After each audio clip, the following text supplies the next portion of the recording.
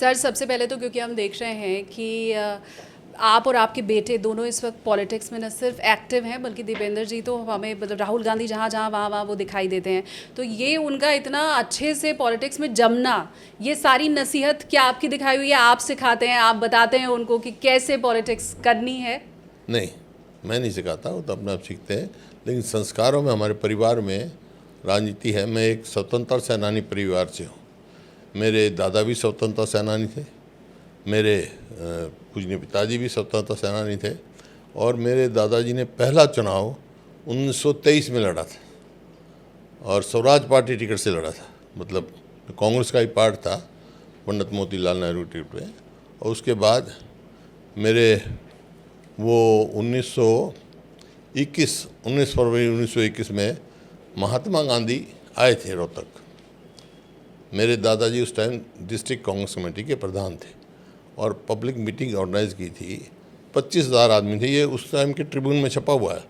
25,000 आदमी थे जो मीटिंग एड्रेस की थी महात्मा गांधी ने, लाला लाजपत राय ने और मौलाना आज़ाद ने, और वो प्रिजाइड मेरे दादाजी ने की थी। तो संस्कारों में है ये हमारे। फिर मेरे पिताजी जो हैं, जो स्वतंत्र सेनानी रहे, वो 8 विभिन्न जेलों में रहे। 4 आज हिंदुस्तान में हैं, 4 आज पाकिस्तान में हैं। और वो फिर ग्रेजुएशन करते ही फ्रीडम स्ट्रगल में चले गए थे। और 1900 जब संविधान सभा बनी उसके सदस्य चुने गए। He was youngest member of the one of the youngest member of the constituent assembly. वो देखो फोटो है जिसने भारत के संविधान पे दस्तखत है। हाँ। इन आदमियों ने संविधान बनाया देश का, उनमें मेरे पिताजी थे। और वो 7 विभिन्न सदनों के सदस्य रहे।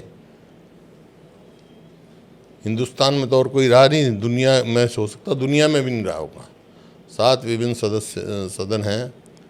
Constituent assembly, constituent legislative assembly, provisional parliament और लोकसभा, पंजाब असेंबली, हरियाणा असेंबली और राज्यसभा से रिटायर हुए। तो 7 विभिन्न सदनों के सदस्य रहे और हिंदुस्तान में कोई 7 विभिन्न सदनों का सदस्य नहीं रहा। तो इस वास्ते संस्कार है, उसी संस्कार में मैं पला हूँ, उसी संस्कार में दीपेंद्र पला। अपना दादाजी के पास बचपन गुजारा उसने। हाँ, लेकिन आपके और उनके किसी मुद्दे पर कभी मतभेद रहा हो, वो अलग सोच रहे हो, आप अलग सोच रहे हो? नहीं, वो तो स्वाभाविक है। हाँ। स्वाभाविक है, लेकिन कोई झगड़ा नहीं है भाई।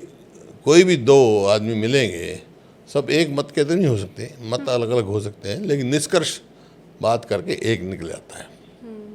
बेटे बड़ी पिटाई खाते हैं पिताजी लोगों से, बेटियों को नहीं मार पड़ती है, लेकिन बेटे तो बड़े ही होते हैं डांट मार खा के। हाँ। तो दीपेंद्र जी के साथ ऐसा हुआ है? आप इतने सख्त पिता रहे हैं? नहीं नहीं नहीं, वो तो बाहर ही रहा।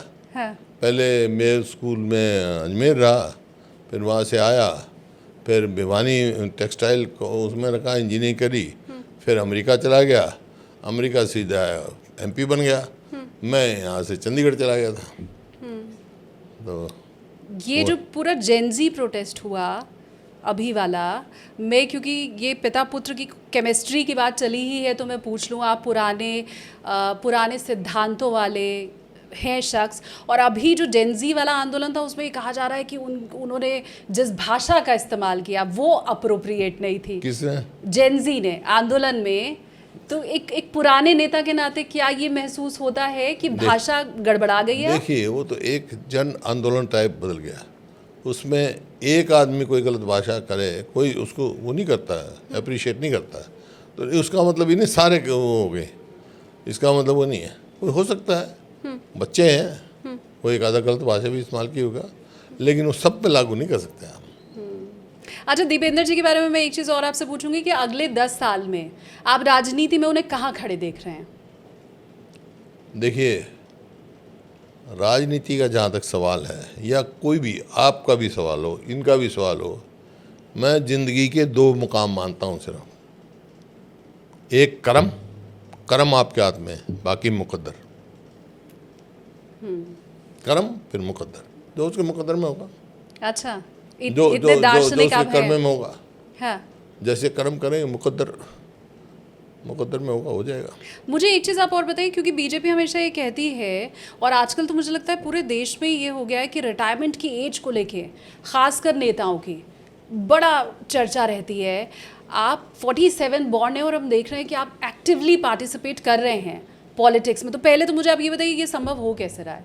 देखिए, पहले जहाँ तक मैं बताऊँ, पहले ये सवाल कईयों ने पूछ लिया, उनको मैं एक जवाब दे चुका हूँ कि neither I am tired not retired. अच्छा। हाँ। बाकी ये है कि मैं वेजिटेरियन हूँ हैं, और कोई बाहर का ज़्यादा नहीं खाता, लेकिन ऐसी बात नहीं है बाहर का नहीं खाता, बाहर के भी मैं छोले भटूरे खाता हूँ, समोसे खाता हूँ, पसंद करता हूँ, लेकिन बाई एंड लार्ज वेजिटेरियन हूँ। और मक्खन, दही, लस्सी, दूध मैं नहीं पीता। हरियाणा हमने देखा है खेलों को और लेके। हाँ। गेम्स खेलता था, अब मैंने टेनिस बंद कर दिया, अब वॉक करता हूँ। टेनिस का मैं बहुत अच्छा प्लेयर रहा हूँ, इंडिया को रिप्रेजेंट किया वेटरन्स में मैंने, और दुनिया का जो सबसे बड़ा प्लेयर रहा है बोरिस बेकर, उसके साथ खेला हूँ और वो टाई ब्रेक में जीते मेरे से। फिर तो राजनीति के साथ साथ आप टेनिस प्लेयर भी हो सकते थे करियर के तौर पे, हमें बहुत सारे मेडल मिलते हैं आपसे। मैं खेला हूँ, मिले मेरे को। हाँ। यूनिवर्सिटी चैंपियन था मैंने वेटरन्स में वो किया है, जिमखाना क्लब का चैंपियन रहा हूँ मैं, दिल्ली जिमखाना चैंपियन का। अब मैंने छोड़ दिया टेनिस छोड़ दिया मैंने। हाँ। वॉक करता हूँ, सुबह जाता हूँ नेहरू पार्क में, रोज़ थोड़ी बहुत एक्सरसाइज कर लेता हूँ। अब मुझे ये बताइए, क्योंकि आपने इतने साल तक हरियाणा को देखा, आप मुख्यमंत्री रहे, क्या कुछ ऐसा लगता है कि कोई काम रह गया है जो आगे बेटा पूरा करेगा, या ये होना चाहिए था? देखिए, ऐसे तो रह गए, लेकिन आज जो बता रहा हूँ कि जिस स्पीड से हरियाणा विकास कर रहा था, आगे बढ़ रहा था, वो पिछड़ रहा है। 2014 में जब हमने सरकार छोड़ी, हरियाणा प्रति व्यक्ति आय में, प्रति व्यक्ति निवेश में, खेल खिलाड़ियों में, कानून व्यवस्था में पूरे देश में नंबर 1 था। और आज हम किसी में 14वें स्थान पे हैं, 18 में से, 18 बड़े प्रदेशों में से, किसी में 12वें स्थान पे हैं, किसी 11वें स्थान में हैं। अपना स्थान पावदान नीचे आ गया स्थान का, क्योंकि कोई भी काम नहीं हुआ, कानून व्यवस्था बिल्कुल चरमरा गई। अब देखिए, जो आपने बात पूछी, जब मैं 2005 में मेरे को मौका मिला सेवा करने का, कांग्रेस पार्टी की सरकार बन गई, तो मैंने देखा कि हरियाणा में किस चीज़ की कमी है। मैं गुड़गांव गया, वहाँ बहुत सारे मेरे को मिले, मैं देखता था यहाँ से बच्चे जाते सुबह काम करने, शाम को वापस आते। मैंने उनसे पूछा कि भाई क्या बात है, हरियाणा के बच्चों को क्यों कम लगा रहे हो तुम? तो उन्होंने कहा कि एजुकेशन उतनी नहीं है जितनी होनी चाहिए। तो एक मैंने ये सोचा, एजुकेशन। दूसरा, हमारे आने से पहले बिजली पे सरकारें बन जाती थी, गिर जाती, बिजली कट्स होते थे, बिजली की कमी थी। तो 2 चीज़ पूरी करने के लिए हमने किया, हरियाणा को एजुकेशन हब बनाया। आपने 2005 से पहले कोई सी बच्चे को अगर इंजीनियरिंग में भी दाखिला लेना पड़ता था तो या तो बेंगलोर जाता था या महाराष्ट्र जाता था, मतलब पीटीआई की ट्रेनिंग के लिए भी अमरावती जाना पड़ता था। आज जो हरियाणा से कोई ज़रूरत नहीं बाहर जाने की। आप देखो, मैं पूरे हरियाणा का आपको बता देता हूँ कि हरियाणा में पंचकुला में फैशन टेक्नोलॉजी इंस्टीट्यूट लेके आया। फिर वहाँ से आ जाओ कुरुक्षेत्र, देश का दूसरा नेशनल इंस्टीट्यूट ऑफ डिज़ाइन हमारे यहाँ लगा। तीसरा आ जाओ, एक ही कॉलेज था मेडिकल कॉलेज हरियाणा में, वो भी हरियाणा बनने से पहले था, रोहतक में। तीसरा फिर कल्पना चावला के नाम से हमने करनाल में मेडिकल कॉलेज बनाया। सोनीपत आओ, सोनीपत में राजीव गांधी एजुकेशन सिटी बनाई, जिसमें निफ्टम आया, national institute of food technology, IIT आया, IIIT आया, आपका ये जो अशोका यूनिवर्सिटी लगा लो, एसआरएम यूनिवर्सिटी लगा लो, जिंदल यूनिवर्सिटी लगा लो, सब वहाँ पे एक हब। डॉक्टर अम्बेडकर के नाम से लॉ यूनिवर्सिटी लगाओ, कितनी मतलब यूनिवर्सिटी, वर्ल्ड यूनिवर्सिटी वहाँ, मतलब एक शिक्षा का हब बना आज।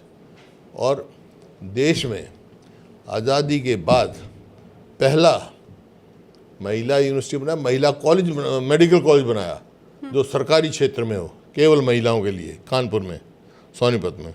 और भगत फूल सिंह के नाम से महिला यूनिवर्सिटी बनाई हमने। वहाँ से फिर आप आ जाओ फरीदाबाद, वहाँ मेडिकल कॉलेज बनाया, YMCA था उसकी यूनिवर्सिटी बनाई।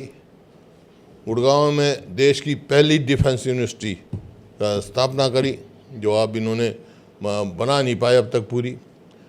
रेवाड़ी में इंदिरा गांधी के नाम से यूनिवर्सिटी, सैनिक स्कूल बनाया। झज्जर में एम्स और नेशनल कैंसर इंस्टीट्यूट बनाया। आप जाओ फिर रोहतक में आ जाओ, रोहतक में IIM और विजुअल आर्ट्स यूनिवर्सिटी बनाई। हिसार में जाओ, लाला लाजपत राय नाम से एनिमल साइंसेज की यूनिवर्सिटी बनाई।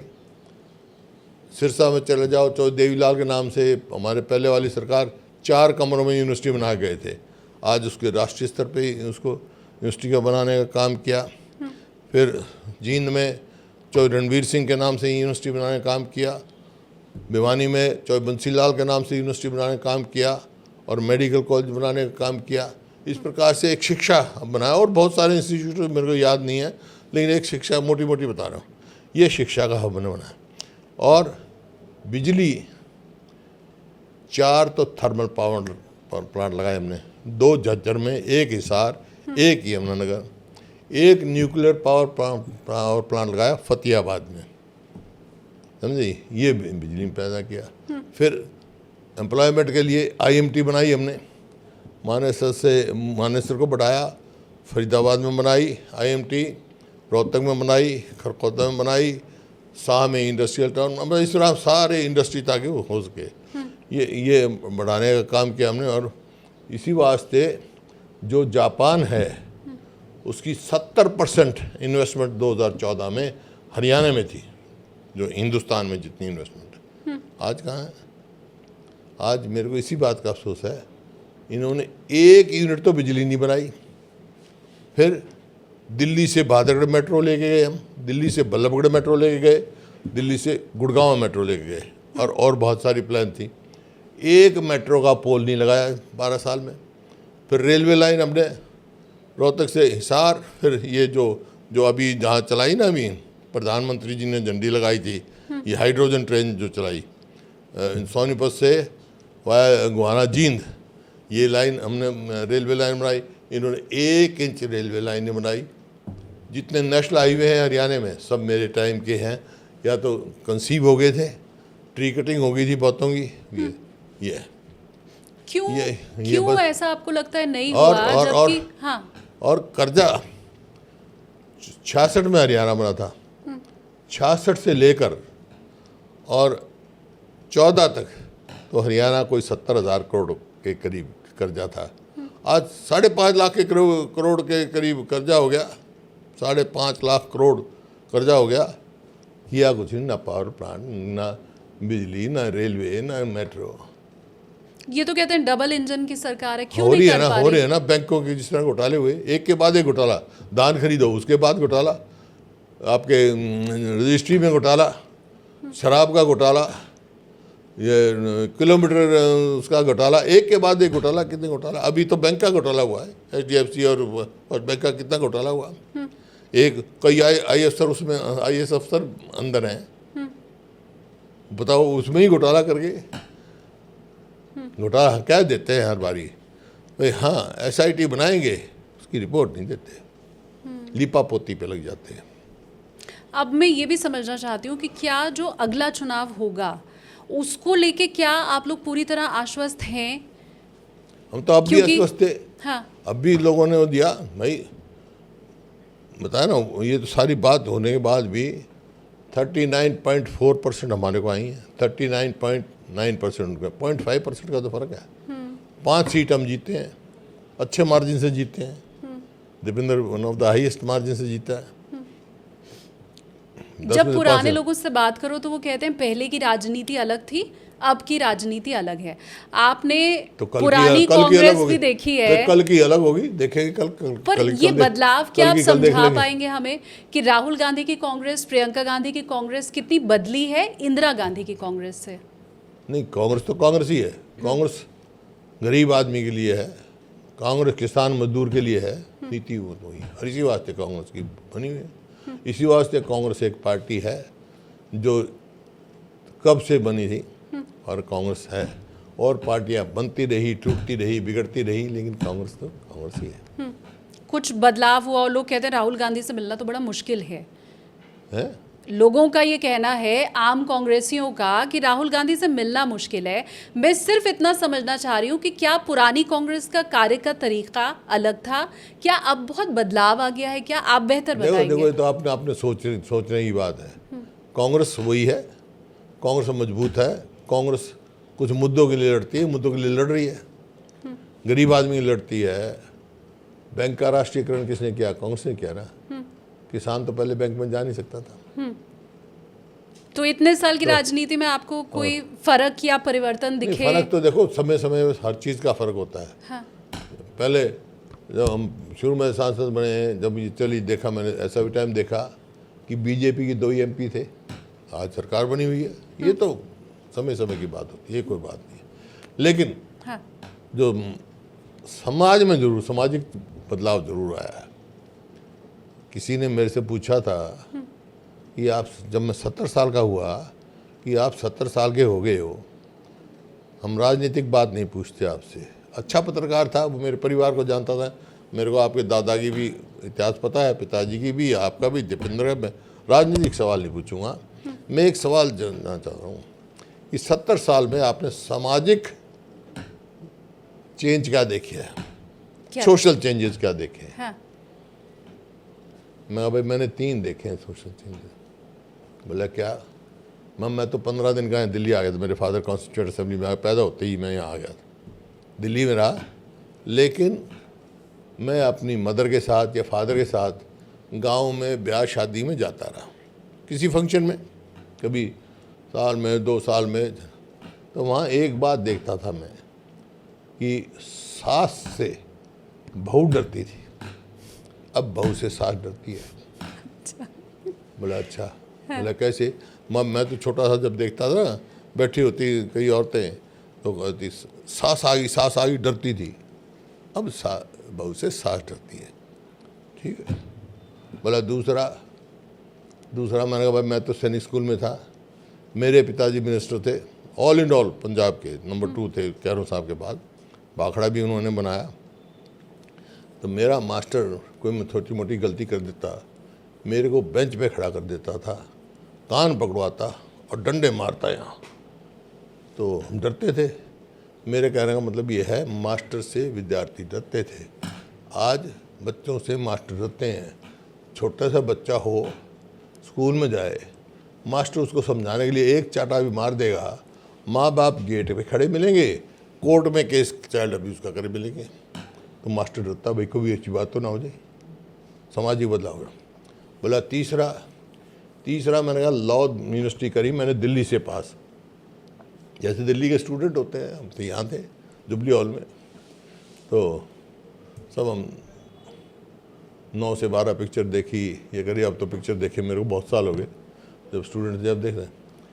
तो मैंने जब लॉ पास करी, वकालत शुरू कर दी अपने वहाँ रोहतक। मेरे पिताजी राज्यसभा में यहाँ थे, डिप्टी लीडर थे इंदिरा जी के।